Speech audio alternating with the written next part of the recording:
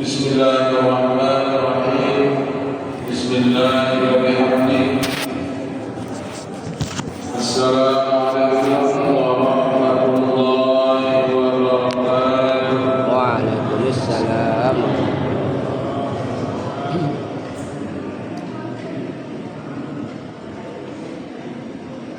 Alhamdulillahilladzi asra bi 'abdihi laylan minal masjidil haram المسجد الأقصى الذي باركنا حوله والصلاة والسلام على أشرف الأنبياء والمرسلين سيدنا محمد وعلى آله وأصحابه وأتباعه وذريته وعترته وأزواجه أمهات المؤمنين اللهم أصلح أمة محمد صلى الله عليه وسلم وفرج عن أمة محمد صلى الله عليه وسلم وارحم أمة محمد صلى الله عليه وسلم واحشر رحم الوعيد نهضة الوطن في العالم بحق سيدنا محمد صلى الله عليه وسلم رب اشرح لي صدري ويسر لي امري واحلل عقدة من لساني يفقهوا قولي سبحانك لا علم لنا الا ما علمتنا انك انت العليم الحكيم ولا حول ولا قوة الا بالله العلي العظيم قال الله تعالى في القرآن الكريم وهو أصدق القائلين أعوذ بالله من الشيطان الرجيم بسم الله الرحمن الرحيم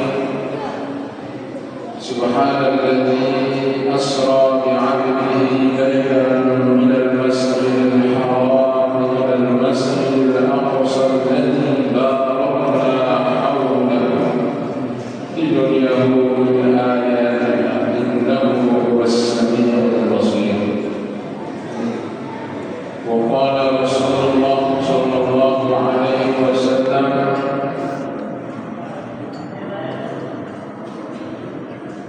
من أقام الصلاة فقد أقام ومن ترك الصلاة فقد هدم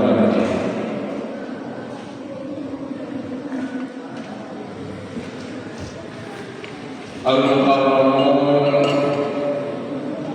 bapak-bapak, tokoh agama, tokoh masyarakat,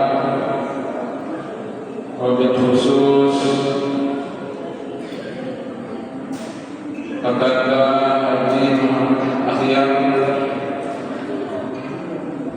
kebetulan beliau ini yang beliau satu kantor di Kabupaten Kecamatan Solo. Beliau menjadi penghulu dan yang menjadi penyuluh agama Islam. Kita doakan mudah-mudahan beliau tetap dalam keadaan sehat walafiat. Yang kami hormati juga Bapak Kepala Desa Walini, Bapak-bapak Kepala Lingkungan, Kepala Wilayah, tokoh agama, tokoh masyarakat, pengurus masjid, jami, Hakul ya. Yakin.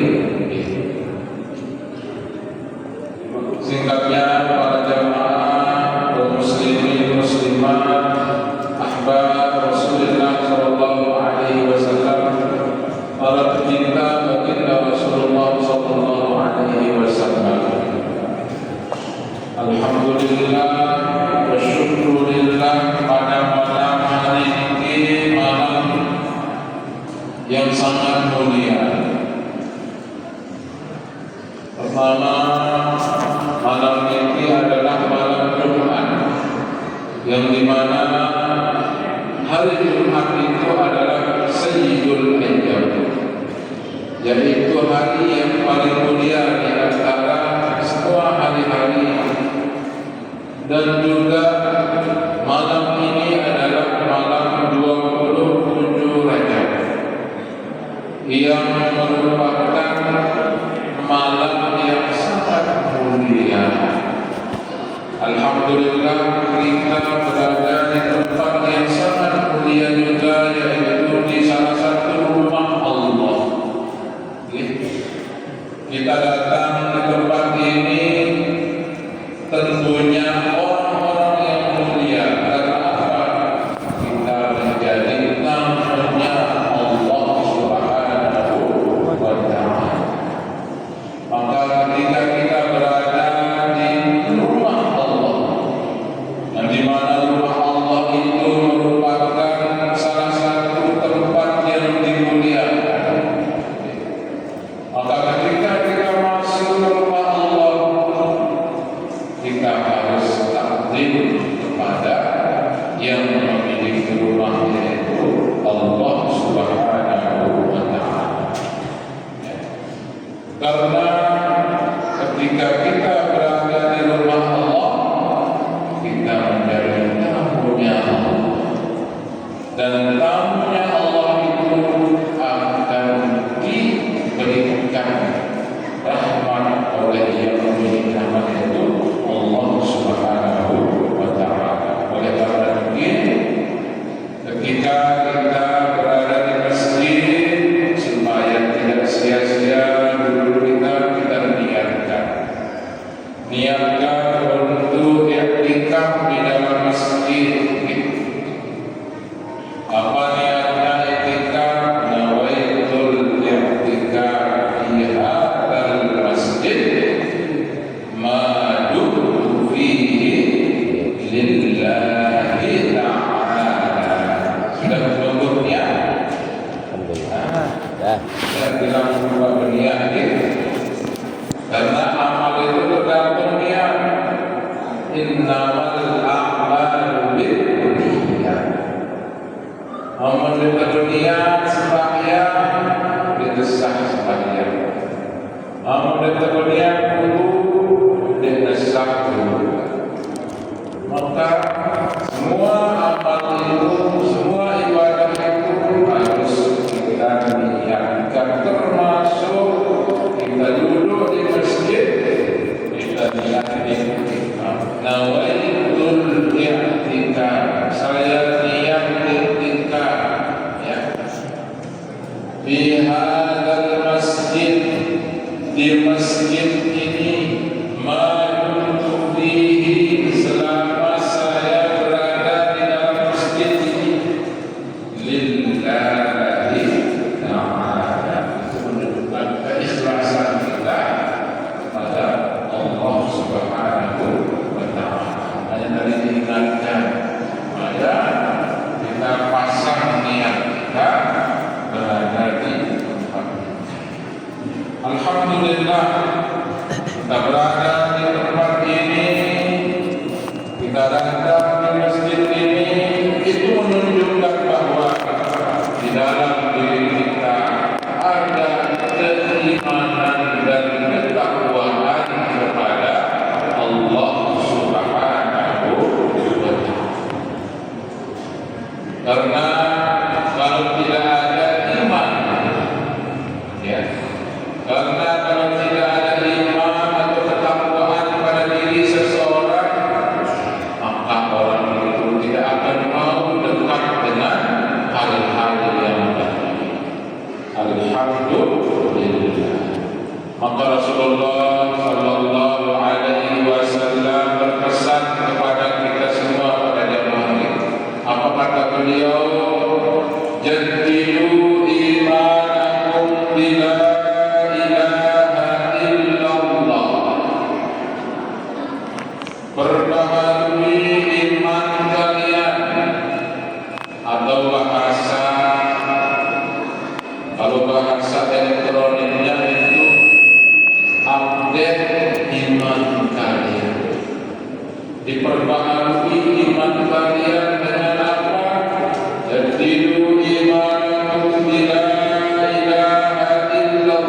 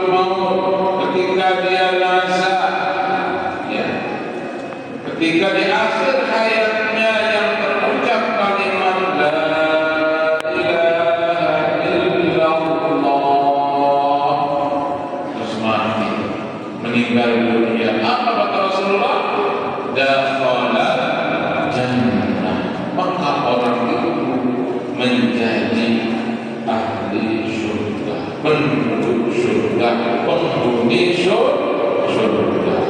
Nah,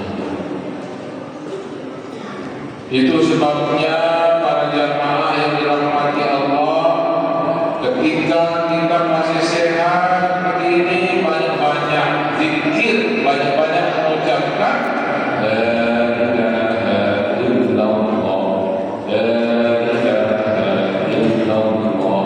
Itu adalah afdalul zikri. Zikir yang paling afdal adalah la ilaha illallah. Itu yang kita ulang-ulang sehingga iman kita menjadi terus diperbaharui. Alhamdulillah, ya, kita masih banyak mendengar kalimat itu di mana-mana, termasuk ketika muadzin mengumandangkan azan. Asyhadu an la ilaha illallah.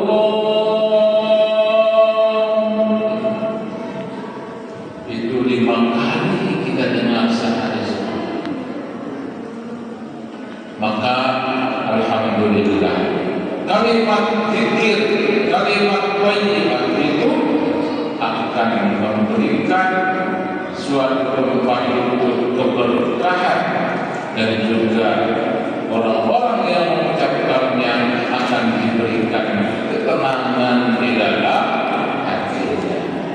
Ya, jadi kalau kita mau tenang pada jamaah, di dalam Al-Quran disuruh kita uzkurullah dzikran katsiran. Zikirlah sebanyak-banyaknya. Ala bi dzikrillahi tatma'innul qulub. Hanya dengan zikir hati kita akan tenang. Ya. Banyak orang mencari ketenangan dengan cara mencari tempat-tempat yang indah. Ya, hiburan kemana-mana, jalan-jalan. Memang saat itu ketika jalan-jalan ada ketenangan, tapi ketika balik ke rumah kembali, ya, ada kesusahan. Tapi dengan zikir kepada Allah, insya Allah hati ini akan ditenangkan oleh Allah Subhanahu wa Ta'ala. Yang kedua, mari kita berselawat kepada baginda Rasulullah sallallahu alaihi wasallam dengan ucapan Allahumma shalli ala sayyidina Muhammad. Apa kata Rasulullah sallallahu alaihi wasallam dalam salah satu hadis beliau? Aqrabun nasi ilayya yawmal qiyamah aktsaruhum alayya shalah. Orang yang paling dekat dengan saya nanti pada hari kiamat, kata Rasulullah, adalah bukan yang paling gagah, bukan yang paling kaya, bukan yang paling kuat, bukan yang paling tinggi jabatannya di dunia, tapi aktsaruhum alayya shalatan. Orang yang paling dekat dengan saya nanti pada hari kiamat, kata Rasulullah, yang paling banyak bersolawat kepada. Jadi yang pertama zikir, disuruh zikir sebanyak-banyaknya. Rasulullah SAW mengatakan yang paling dekat dengan saya, yang paling banyak bersolawat. Zikir dan solawat kepada baginda Rasulullah sallallahu alaihi wasallam. Allahumma shalli ala sayyidina Muhammad. Ya, itu. Kalau kita mengaku cinta kepada baginda Rasulullah sallallahu alaihi wasallam, maka buktikan dengan banyak-banyak berselawat kepada beliau. Ketika kita berselawat kepada baginda Rasulullah sallallahu alaihi wasallam, ketika kita mengucapkan salam kepada baginda Rasulullah sallallahu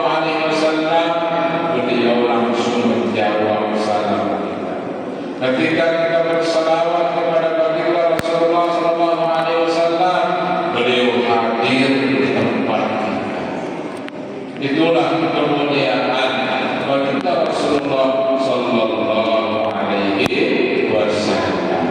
Apa juga bukti kita cinta kepada Rasulullah sallallahu alaihi wasallam? Beliau dalam salah satu hadis mengatakan, "Man ahya sunnati faqad ahabbani wa man ahabbani kana ma'i fil jannah." Apa artinya? Barang siapa yang menghidupkan sunnahku, barang siapa yang mengamalkan sunnahku, kata Rasulullah, faqad ahabbani, maka dia mencintaiku. Wa man ahabbani, dan siapa yang mencintaiku, kana ma'i fil jannah, maka dia akan bersamaku di surga. Alhamdulillah.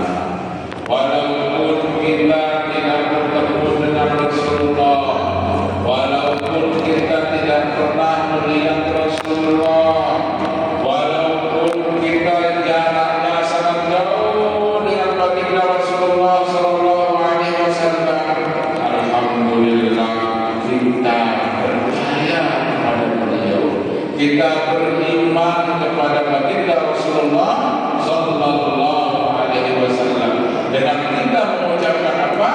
Asyhadu an la ilaha illallah, ya, wa asyhadu anna Muhammadan Rasulullah. Alhamdulillah. Pernah kita melihat Nabi? Tidak pernah. Pernah kita berjumpa dengan Rasulullah? Tidak pernah. Tapi alhamdulillah, di dalam hati ini terdapat kecintaan kita kepada baginda Rasulullah sallallahu alaihi wasallam. Di dalam hati kita ada kerinduan dengan baginda Rasulullah sallallahu alaihi wasallam. Dalam satu riwayat, baka Rasulullah sallallahu alaihi wasallam yauman, pada suatu hari baginda Rasulullah sallallahu alaihi wasallam menangis. Beliau menangis, lalu para sahabat bertanya, "Ma'abka ya Rasulullah?" Penasaran sahabat, karena para sahabat ini sangat cinta kepada Rasulullah. Apa yang membuat engkau menangis, wahai Rasulullah? Apakah engkau sedang sakit? Apakah engkau sedang susah? Apakah engkau sedang ada masalah? Kata sahabat, apa yang membuat engkau menangis, Rasulullah? Apa kata Rasulullah? Asyraftu li ahbabi, saya rindu dengan kekasih-kekasih. Ternyata Rasulullah itu menangis karena beliau rindu. Ya. Kenapa Rasulullah menangis? Karena rindu dengan kekasih-kekasih. Lalu para sahabat mengatakan, "Awlasna ahbabuka ya Rasulullah." Bukankah kami ini adalah kekasihmu, wahai Rasulullah? La, kata Rasulullah, tidak. Antum ashabi, kalian ini adalah sahabat-sahabatku, kata beliau. Wah, bilang-bilang berbedai, ya. Namun Tuhan bilang-bilang berbedai, dia tolak tangan. Ya. Besar bilang-bilang berbedai, aku tahu yang berusaha dia bilang-bilang berbedai, aku bilang-bilang berbedai. Ya, aku bilang-bilang berbedai seinaga. Itulah tangan. Karena bilang-bilang berbedai. Kalau kita pisah dengan istri kita, baru kita tahu. Ya, sah sehari, 2 hari, 3 hari, apalagi sebulan. Yang pernah bisa dengan istri itu selama 2 tahun. Yang ke Mesir, istri yang di sini, santer kan? Rindu sama orang yang jauh atau rindu dengan orang yang tidak pernah berjumpa. Itu sebabnya baginda Rasulullah mengatakan, antum ashabi, kalian ini sahabat saya. Bilang jauh dari yang saya rindukan, kata Rasulullah, amma ahbabi qaumun yakununa ya kaum yakununa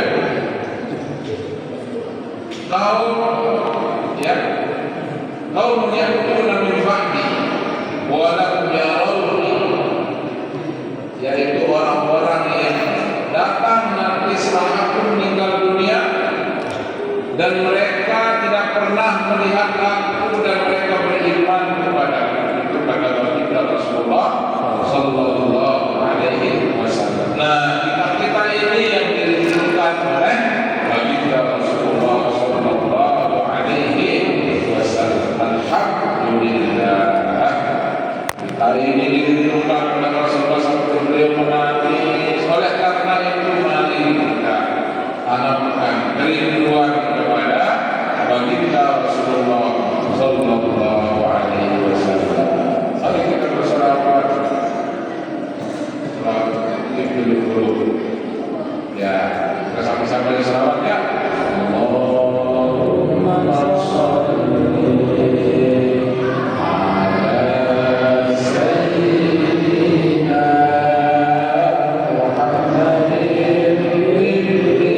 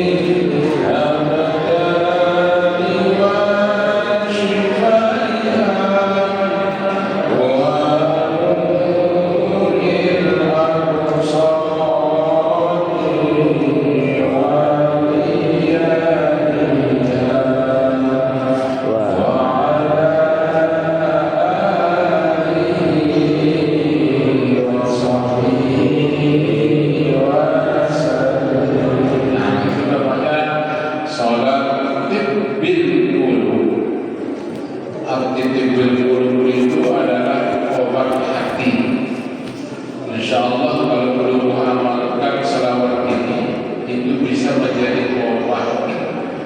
bukan bukan hanya obat badan kita, karena tadi disebut juga wa'afiyatil abdan.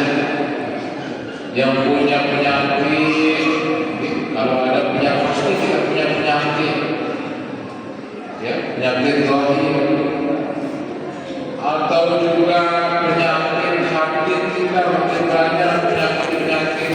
Amalkan selawat itu, karena itu adalah selawat yang dikarang oleh salah satu ulama Syekh Ahmad Dardir, yang dimana Syekh Ahmad Dardir ini adalah seorang wali besar di Mesir. Maka ketika mengamalkan selawat itu, tabarrukan pada guru kita, pada orang saleh, insyaallah itu akan bisa menjadi obat, ya, obat.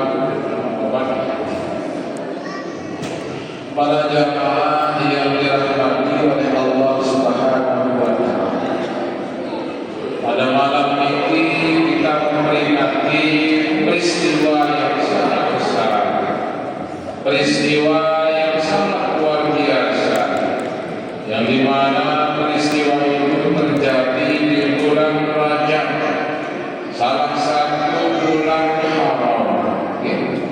Bulan Rajab ini salah satu bulan haram. Berapa banyak bulan haram? Ya, 4. Apa saja bulan haram itu? Ya, bulan. Apa saja bulan haram itu? Ada 12 bulan. Di 12 bulan itu ada bulan haram namanya. Bulan haram itu adalah bulan yang dimuliakan oleh Allah. Salah satu bulan haram itu adalah bulan Rajab. Maka Rasulullah SAW ketika datang bulan Rajab, beliau berdoa. Apa doa beliau? Allahumma barik lana di Rajab wa Sya'bana wa ballighna.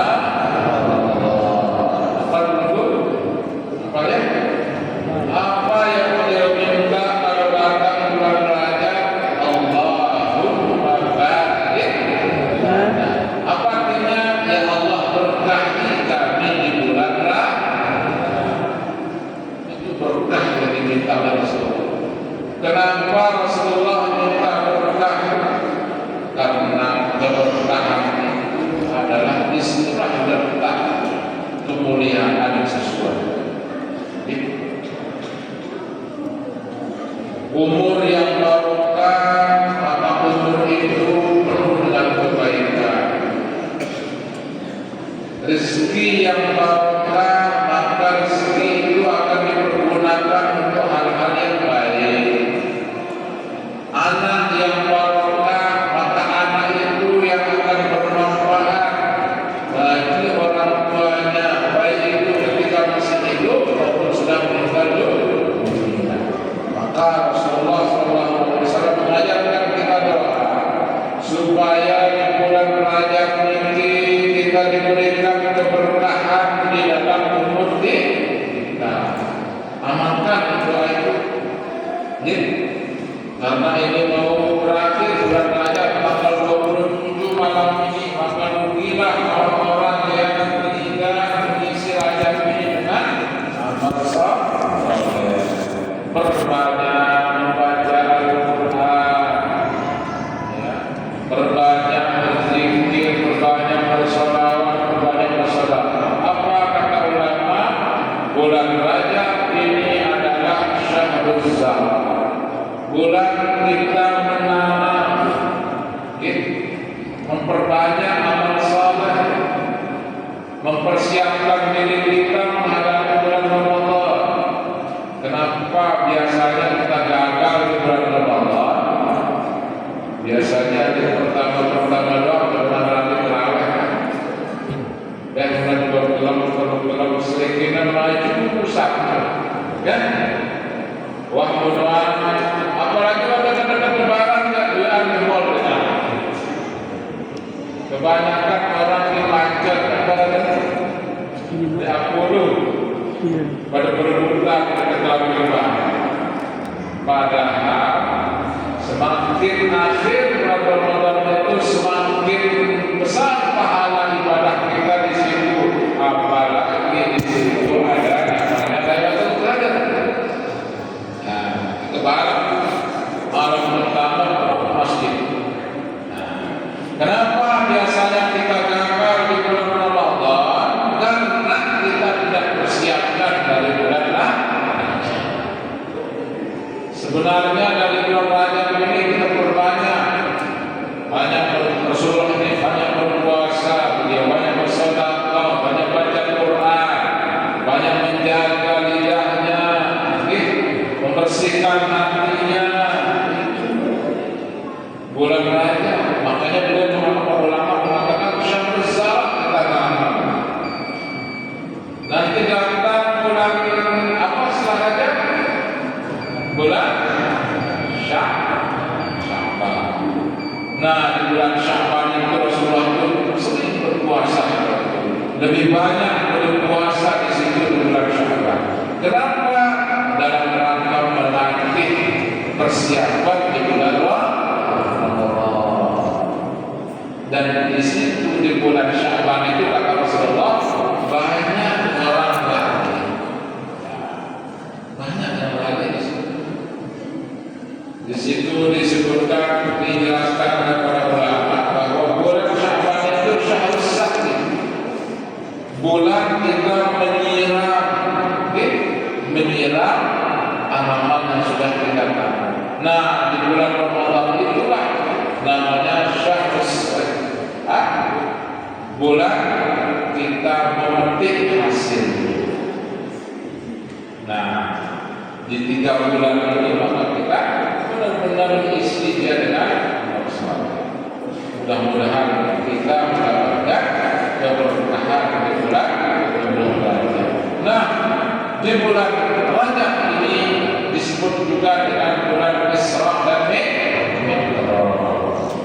Peristiwa yang sangat luar biasa di bulan Rajab adalah peristiwa Isra dan Mi'raj. Apa salah satu hikmah peristiwa Isra Mi'raj itu? Menguji keimanan kita. Karena itu temanya menguatkan apa katanya? Isra Mi'raj. Kita kuatkan iman dan takwa.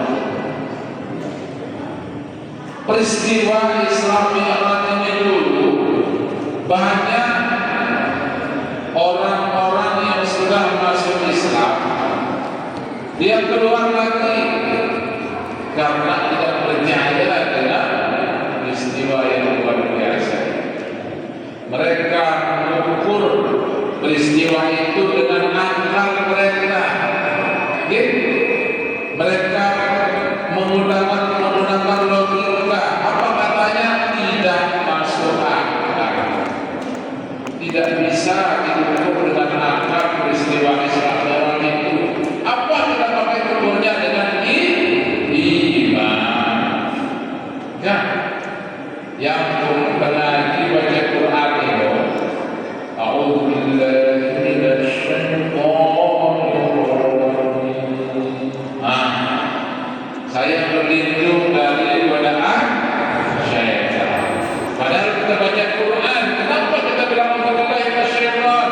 Supaya akal kita tidak diganggu oleh syaitan. Ketika kita membaca Al-Quran itu jangan sampai kita mengatakan benarkah ini terjadi? Karena peristiwanya luar biasa.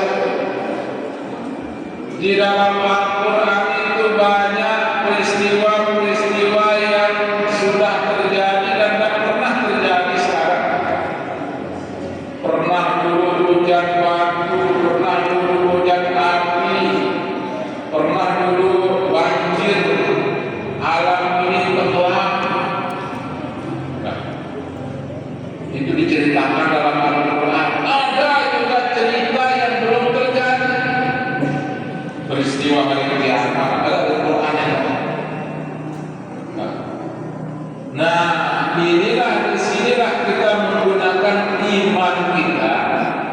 ketika kita membaca Quran sama dengan peristiwa Isra dan Mi'raj, perjalanan yang sangat jauh dan itu tidak pernah terjadi. Ya, bayangkan Allah menyebutkan dalam surat Al-Isra yang kita baca tadi, Subhanalladzi asra bi'abdihi. Apa artinya? Maha suci Allah. Dan diawali dengan Maha suci Allah, berarti Allah tidak punya kekurangan. Maha suci Allah dari semua kekurangan. Maha suci Allah dari semua sesuatu yang tidak mampu. Asra. Apa ini asra? Memperjalankan. Allah yang memperjalankan Rasulullah, bukan Rasulullah yang berjalan sendiri. Kalau kita menggunakan akal, maka tidak masuk akal. Kenapa? Karena jarak antara Masjidil Haram dengan Masjidil Aqsa itu berapa jaraknya? Hah? Kira-kira. 6 jam. Hah? 6 jam. Pokoknya perjalanan 40 hari kalau kita pakai jalan kaki. Oh yang Palestina ya? Palestina. 40 jauh. Makanya Aqsa itu punya jauh, ya? Aqsa punya jauh. Dari Masjidil Haram ke Masjid Aqsa itu kalau jalan kaki. Kenapa orang dulu tidak percaya? Karena belum ada transportasi yang ada sekarang. Cuma ada pesawat, ya, cuma ada mobil. Kalau sekarang, ya, saudara tidak harus mudah. Palestina. Dari sini ke Jakarta saja cuma 2 jam, belum 2 jam. Sudah kopor, pesawat sampai Jakarta. Sudah itu ada pesawat. Maka kita dijalankan, bukan berjalan. Nah, seperti itulah peristiwa Isra dan Mi'raj. Allah memperjalankan baginda Rasulullah Sallallahu Alaihi Wasallam dari Masjidil Haram ke Masjidil Aqsa. Dan Allah menyebutkan di situ Rasulullah itu dengan abdi, bukan dengan bi Rasulillah, tapi dengan Subhanalladzi asra bi 'abdihi. Oh, sudah insya. Lanjut. Tapi sebentar. Nah, kalau belum tercapai, ya bisa kita berhenti. Yang juga capek yang ini. Tapi tidak ada masalah. Kalau kita mulai dalam majelis ini, insya Allah kita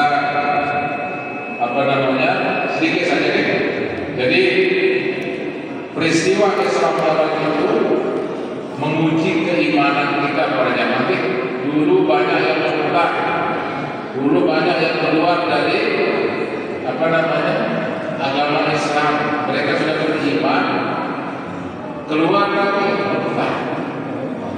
Nah, sekarang juga banyak orang yang tidak percaya dengan peristiwa itu karena mereka menimbangnya dengan apa kita pakai menimbang peristiwa Isra Mi'raj ini dengan menggunakan iman dan takwa kepada Allah Subhanahu wa Ta'ala. Nah, apa ciri-ciri orang yang beriman dan bertakwa itu? Ya, apa ciri-ciri orang yang beriman? Yaitu dia percaya, beriman kepada Allah dan taslim kepada Allah, percaya bahwa apa yang terjadi, apa yang diceritakan itu benar. Itu nama iman. Bukan hanya baca Quran, baca doa, terus ketika dia tahu maknanya, itu ini, berarti tidak percaya, tidak beriman, masih ragu. Padahal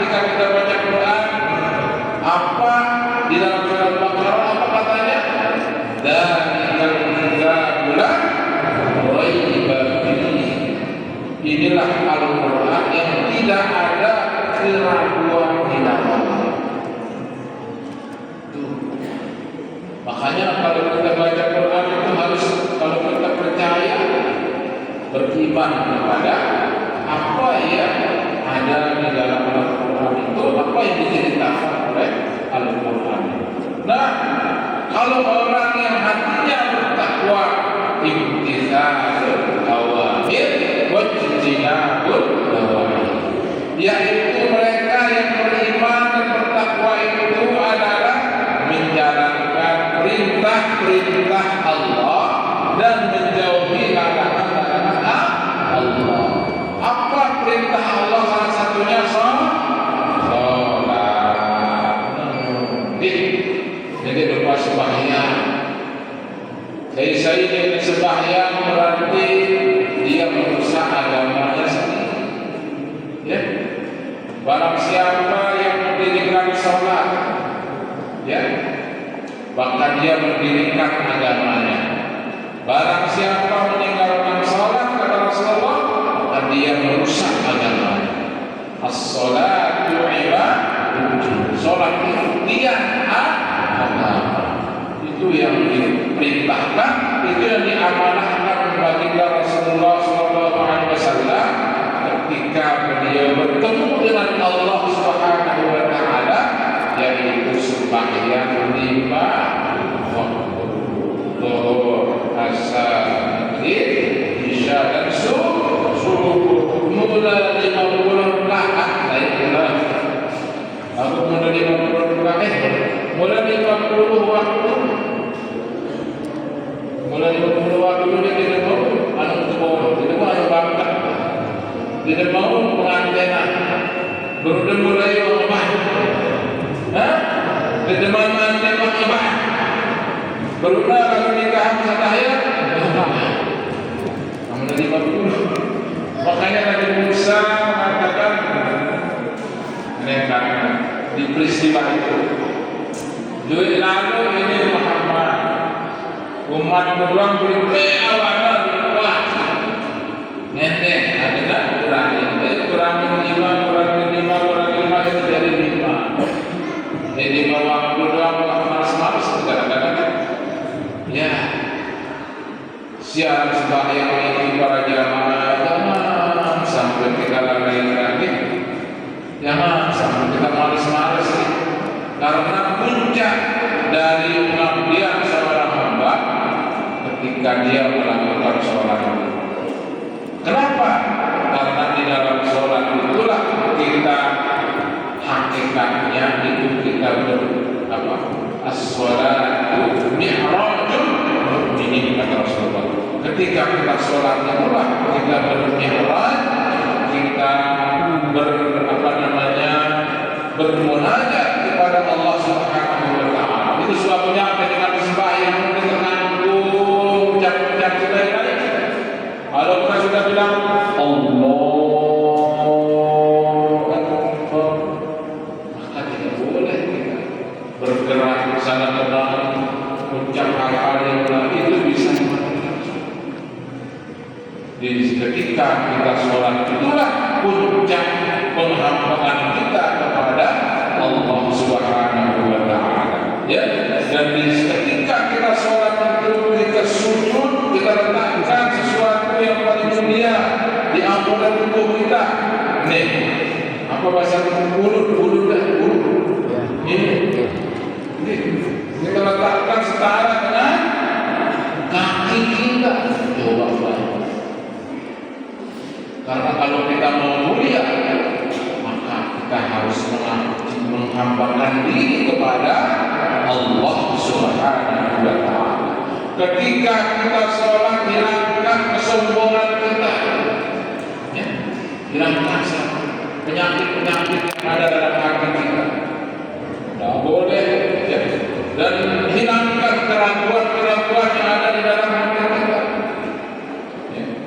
Dan ketika kita sholat itu kita serahkan diri kita. Apa kata kita? Inna sholati wa nusuki wa mahyaya wa mamati lillahi rabbil alamin. Sungguhnya sholat ibadah, ya, hidupku, mati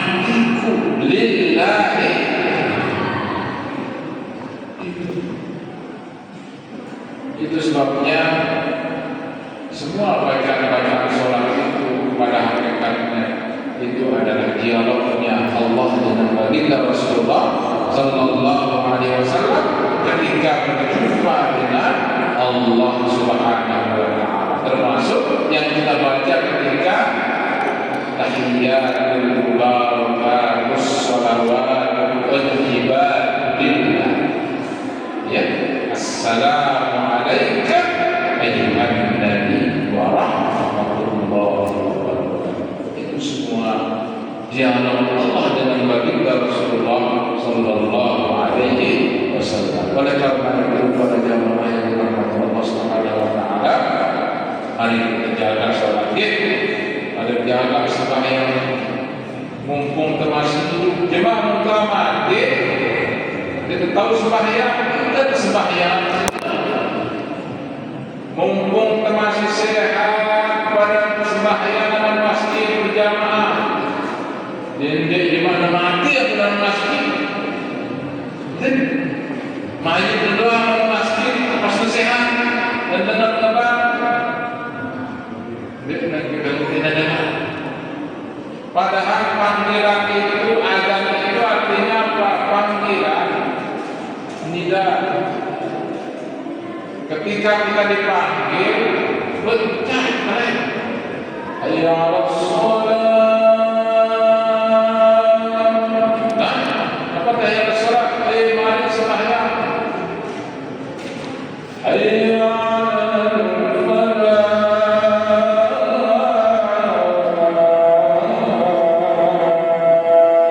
Apa dilarang? Mari kita menuju kemenangan. Kita dipanggil oleh Allah, tapi kadang-kadang kita tidak mau memenuhi panggilan Allah. Kita dengar panggilan itu, tapi kita gedok. Apa gedok bahasa? Gedok kami sini. Dengar dah kalau dengar dulu. Sama dengan orang yang dipanggil dulu, kita semua dipanggil oleh Nabi Ibrahim untuk ke Mekah untuk beribadah haji. Apa katanya? Wa'adzin finnas bil hajji ya'tuka rijalan. Nabi Ibrahim manggil semua manusia datang ke Mekah. Lain arah masih SMS, WA, arah. Ya, bagaimana saya manggil? Kata Nabi Ibrahim, panggil saja mereka nanti datang. Ternyata orang berbondong-bondong datang.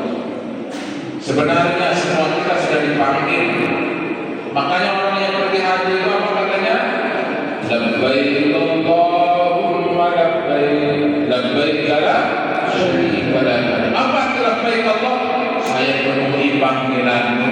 Oh, lugu terkelat 5 kali dalam sejauh. Hayya 'alas shalah. Masih ada yang masih andikan gue edaran itu baik sembahyang itu ya.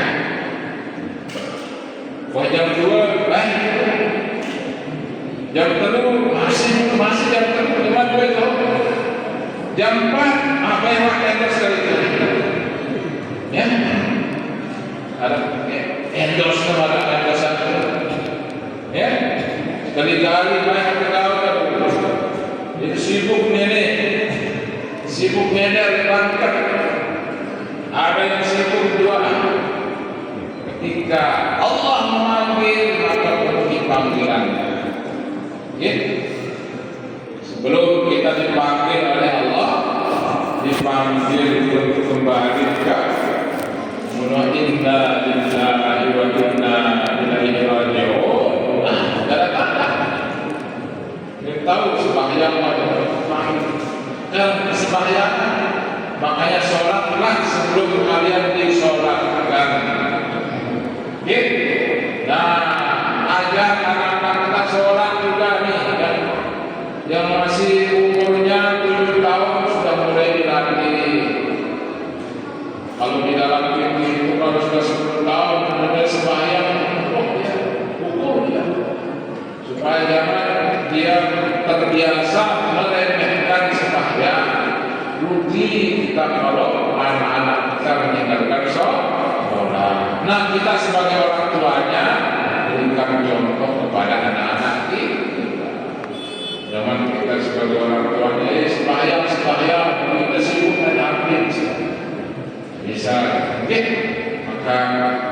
satu hikmah dari peristiwa kita memperingati ajaran Israfil pada malam hari ini. Mari kita jaga keimanan dan ketakwaan kita dengan cara menjalankan perintah-perintah Allah dan menjauhi larangan-larangan Allah. Dan insya Allah kalau kita benar-benar sholat, maka sholat itu innas sholat tanha 'anil fahsya'i wal munkar. Insya Allah dengan kita sholat itu, maka sholat itu akan mencegah kita dari perbuatan keji dan munkar. Mudah-mudahan kita semua